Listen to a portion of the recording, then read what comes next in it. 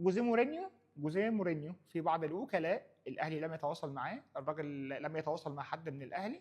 في بعض الوكلاء عرض ان الراجل يكون موجود وان هو يحاول يقلل الراتب بتاعه اللي بيوصل 9 مليون يورو في السنه، والاهلي اصلا عطلان مع مارك روزا على 6 اللي هو عايز 6، فهو يعني مورينيو بيوصل لتسعه. وقال ان هو لو الاهلي تمام ما عندوش مشكله في القصه دي ممكن يتفاوض مع الراجل ان هو يكون موجود الفتره اللي جايه ولو حتى فتره كاس العالم للانديه. يعني الاهلي يكمل مع عماد النحاس مثلا لحد فتره كاس العالم للانديه، يكون جوزيه مورينيو موجود، وساعتها بقى ممكن نشوف هيبقى موسم هيبقى 6 شهور بس مدرب يعني ايه هيكون موجود. كلام مش اكتر من كلام، مفيش اي حاجه رسميه لا من قريب ولا من بعيد اتقالت في الموضوع ده خالص. الموضوع كله ولا هو اي حاجه غير كلام وكلاء فقط لا غير، والاهلي يعني ما دخلش حتى باب مفاوضات في القصه دي عشان بس ايه.